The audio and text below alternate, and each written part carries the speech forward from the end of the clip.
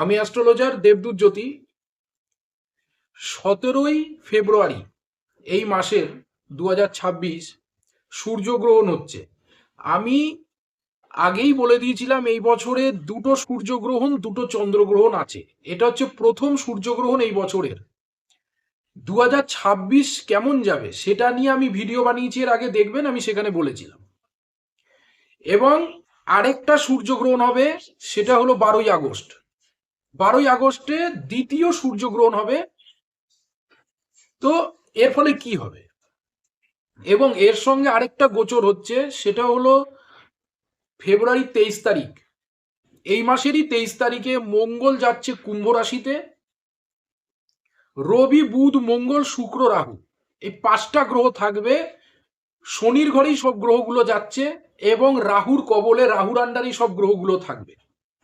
সূর্যগ্রহণ হওয়া 17 তারিখে সূর্যগ্রহণ হওয়া, এবং 23 তারিখে 5টা গ্রহ একসাথে হওয়া, তার মধ্যে বিশেষ করে মঙ্গল, রাহু, মঙ্গল, বুধ, রবি, শুক্র সব একসঙ্গে থাকছে। এর ফলে ভালো কি হবে, খারাপ কি হবে? দেখুন, ভালোটা একটা দিকে হবে, খারাপটা 5টা দিকে হবে। অর্থাৎ খারাপটা কি হবে আমি সেটা বলি, তারপরে আমি আপনাদেরকে কি ভালো হবে ওটা বলবো। খারাপটা যেটা হচ্ছে, যে অগ্নি সংযোগের কারণে, অর্থাৎ আগুন লেগে যাওয়ার জন্য অনেক কিছু ক্ষতি হবে। আগুন থেকে সাবধানে থাকতে হবে। সূর্যগ্রহণ যেটা হচ্ছে এটাও কিন্তু ভালো নয়, সূর্যগ্রহণ হওয়াটা ভালোই নয়। কারণ 17 তারিখে রবি কুম্ভতে যাচ্ছে রাহুর সঙ্গে, সেখানেও কিন্তু এই যে রাশিচক্রে সূর্যগ্রহণ তৈরি হলো। শনির ঘরে সূর্যগ্রহণ, এটা ভালো নয়। আমাদের সংসার জীবন, আমাদের জীবন এবং দেশ এবং দুনিয়া সবকিছুর ক্ষেত্রে এটার একটা নেগেটিভ এফেক্ট পড়বে।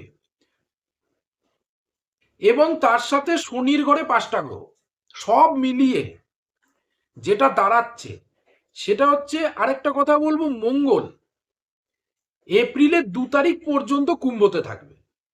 মঙ্গল হচ্ছে কম্বাস্ট থাকবে, কম্বাস্ট অর্থাৎ দগ্ধ থাকবে মার্চের 26 তারিখ পর্যন্ত। দেখবেন এই সময় প্রচুর মানুষের ব্লাড প্রেশার বাড়বে, রক্ত সম্বন্ধিত রোগ। ঘরে হঠাৎ দেখবেন কোনো মানুষ অসুস্থ হয়ে পড়লো, ভালো মানুষ, সুস্থ মানুষ দেখবেন অসুস্থ হয়ে পড়লো। যারা রোগ ব্যাধিতে ভুগছেন তারা খুব সাবধানে থাকবেন। আগের মাসে জানুয়ারি 16 তারিখে মঙ্গল যেই মকরে এসেছিল, তারপরেই অনেক মানুষেরই দেখবেন ব্লাড প্রেশার হাই হয়ে গেছে, সুগার হাই হয়ে গেছে। সুস্থ মানুষ, ফিট মানুষ, সেও দেখবেন অসুস্থ হয়ে গেছে। তো ডাক্তারের রোগ ব্যাধিতে পয়সা বেরোবে। এবং আবার মঙ্গল রাহুর সঙ্গে একটা সংযোগ তৈরি করছে, এটা কিন্তু খুব একটা ভালো নয়। গাড়ি ঘোড়া দুর্ঘটনা, অ্যাক্সিডেন্ট, তারপরে হলো চোট আঘাত, কেস মামলা, হঠাৎ কোনো কেস মামলা হয়ে যাওয়া, মিথ্যে বদনাম, সংসার জীবনে, দাম্পত্য জীবনে অশান্তি, চাকরি চলে যাওয়া, চাকরি স্থলে অশান্তি, এপ্রিলের 2 তারিখ পর্যন্ত অবধি মানে হচ্ছে প্রচন্ড সাবধানে থাকতে হবে। ঝগড়া, অশান্তি, হেলথ, ওয়েলথ, সব দিক থেকে সমস্যা। কোনো প্রাকৃতিক দুর্যোগ আসবে এই এপ্রিলের 2 তারিখের মধ্যে, একটা প্রাকৃতিক দুর্যোগ আসবে। এর আগে একটা ভূমিকম্প এসেছিল, তার কারণ মঙ্গল এখনো মকরে। মঙ্গলের কারণে এইসব জিনিসগুলো হয়। কিন্তু মঙ্গল আরো পীড়িত হয়ে যাচ্ছে, যখন কুম্ভতে যাবে মঙ্গল আরো পীড়িত হয়ে যাবে। কারণ সেখানে রাহু, রবি, শুক্র রয়েছে। মঙ্গল কম্বাস্ট, রোগ ব্যাধির ইঙ্গিত, যুদ্ধের ইঙ্গিত, ঝামেলার ইঙ্গিত, ডিভোর্সের ইঙ্গিত, কেস মামলার ইঙ্গিত, চাকরি চলে যাওয়ার ইঙ্গিত। যখন গোচরে কোনো অশুভ যোগ তৈরি হয়, অর্থাৎ রাশি চক্রে যখনই কোনো অশুভ যোগ তৈরি হবে, সেটা কিন্তু আমাদের কুণ্ডুলির পক্ষে খারাপ। অর্থাৎ আমাদের জন্ম কুণ্ডুলি দুর্বল হয়ে যাবে। আমাদের জন্ম কুণ্ডুলি কোথা থেকে তৈরি হয়? এই জন্ম কুণ্ডুলি হচ্ছে আমাদের রাশি চক্রের, অর্থাৎ ট্রানজিটের একটা রূপ। একটা মানুষ যে টাইম, যে সময়তে জন্মগ্রহণ করছে, যে দিন যে তারিখে জন্মগ্রহণ করছে, ওই সময়তে রাশি চক্রে যে যে নক্ষত্র গ্রহের যে অবস্থান, যে গ্রহগত অবস্থান, সেটাকেই আমরা জন্মছক ধরি। ওই সময়তে, ওই ডেটে, ওই তারিখে, ওই সময়তে যা অবস্থান থাকে, যা গ্রহগত অবস্থান, সেটাকেই আমরা জন্মছক ধরি। ওটাই হলো আমাদের জন্মছক। তো যখনই রাশি চক্রে কোনো অশুভ যোগ তৈরি হয় তখন জন্মছকটা দুর্বল হয়ে যায়। এই মুহূর্তে 12টা রাশি, মেষ থেকে মিন, 12টা রাশিরই জীবনের পক্ষে খুব একটা ভালো নয়। অর্থাৎ 12টা রাশির ওপরেই কুপ্রভাব পড়বে, কম বা বেশি। কম বেশিটা হলো জন্মছক ভিত্তিক। কারো জন্মছক যদি খারাপ থাকে সেখানে অতি খারাপ, যেখানে ভালো থাকবে সেখানে ভালোটা কম, অর্থাৎ ভালোর পূর্ণ ফলটা সে পাবে না। কিন্তু 12টা রাশির ওপরই এর এফেক্ট পড়বে। যাদের 7.5 চলছে, ঢাইয়া চলছে, তাদেরকে সাবধানে থাকতে হবে। তো এই সময়টা কিন্তু খুব একটা ভালো সময় নয়। ভালোটা কোন দিকে? ভালোটা হচ্ছে ইঞ্জিনিয়ারিং সেক্টর, কোনো হচ্ছে টেকনিক্যাল যে লাইনগুলো, ইঞ্জিনিয়ারিং যে ডিপার্টমেন্ট, এআই, এগুলো আরো ডেভেলপ হবে, আরো ডেভেলপমেন্টের কাজ শুরু হবে, আরো ডেভেলপ হবে। এই বছরে এআই অনেক ডেভেলপ হবে, ইঞ্জিনিয়ারিং সেক্টরগুলোর আরো উন্নতি হবে। যারা ইঞ্জিনিয়ারিং নিয়ে যারা পড়াশোনা করছেন তাদের ক্ষেত্রে ভালো সময়। যারা ইঞ্জিনিয়ারিং সেক্টরে যারা কর্মরত, যারা কাজ করছেন তাদের ক্ষেত্রে সময় ভালো। কিন্তু যারা নর্মাল চাকরি করেন, যাদের জন্ম ছকে ভালো কোনো কাজকর্মের যোগ নেই, তাদের ক্ষেত্রে চাকরি চলে যেতে পারে, এই মুহূর্তে চাকরি হারাতে পারেন। জন্ম কুণ্ডলিতে যখন কোনো দোষ থাকে তার জন্য তো চাকরি ক্ষেত্রে সমস্যা হয়।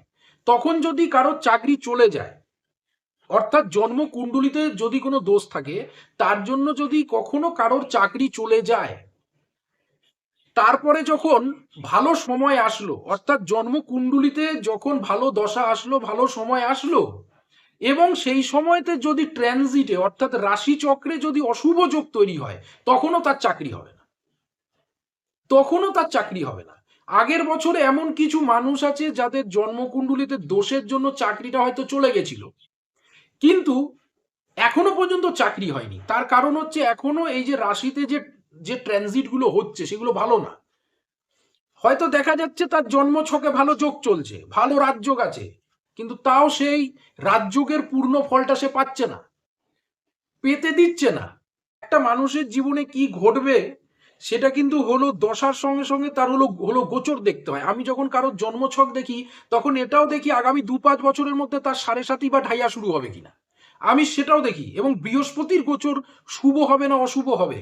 হয়তো আগামী 5 বছরে একটা ব্যক্তির হরোস্কোপে দেখা যাচ্ছে আগামী 5 বছরে ভালো চাকরির যোগ তৈরি হচ্ছে, কিন্তু ওই সময় দেখা যাচ্ছে যে তার 7.5ও শুরু হবে। তখন কিন্তু তাকে বলা যাবে না যে আপনার আপনার ভালো চাকরি প্রাপ্তি হবে। হ্যাঁ, যদি 7.5 কিছু মানুষকে ভালো দেয়, যদি শনির পজিশন ভালো থাকে, 7.5 ভালো দেয় মানে মানে খারাপটা কম দেবে, কম। মানে যদি যদি শনি ভালো পজিশনে থাকে 7.5তে এফেক্ট আসবেই, গ্যারেন্টেড আসবে। যাদের ছক স্ট্রং, যাদের কুণ্ডলী হরোস্কোপ স্ট্রং, শনি স্ট্রং, তাদের ক্ষেত্রে লিমিটেড মানে অল্প অল্প খারাপ। কিন্তু যাদের জন্মছকে শনি পীড়িত, বেশিরভাগ মানুষকেই 7.5তে ভুগতে হয়, খুব কম মানুষই আছে যাদেরকে কম ভুগতে হয়। তো এখন যে বিষয়টা হলো যে আপনাদেরকে সাবধানে থাকতে হবে। আপনি দেখুন আগের বছর ছিল মঙ্গলের বছর, সেই সময়তেও বহু মানুষের চাকরি গেছে, ব্যবসা বন্ধ হয়েছে। এইটা হচ্ছে রবির বছর, এই বছরেও যে ট্রানজিট গুলো হচ্ছে শুধু রবির বছর বলে নয়, আমাদেরকে ট্রানজিট দেখতে হয়। রবির বছর ওটা একটা হিন্টস, ওটা সিগনাল, কিন্তু ওটাই সব নয়। সব হচ্ছে রাশির যে বিচারগুলো, এগুলো যে একটা বছরের মধ্যে যে 12টা মাস, এই 12টা মাসের মধ্যে কি মানে কি ট্রানজিট গুলো ঘটবে সেগুলো আগে দেখতে হয়। তারপরে আমরা বলতে পারি এই বছরটা কেমন যাবে। আমরা এর মধ্যে দুটো সূর্যগ্রহণ, দুটো চন্দ্রগ্রহণকেও ধরেছি, ধরে তারপর আমরা আমরা আমরা এটা প্রেডিক্ট করছি যে এই বছর ভালো যাবে না। তার মধ্যে একটা রাশিতে 4টে গ্রহ, 5টা গ্রহ, কিছুদিন পর আবার শনি বকরি হবে।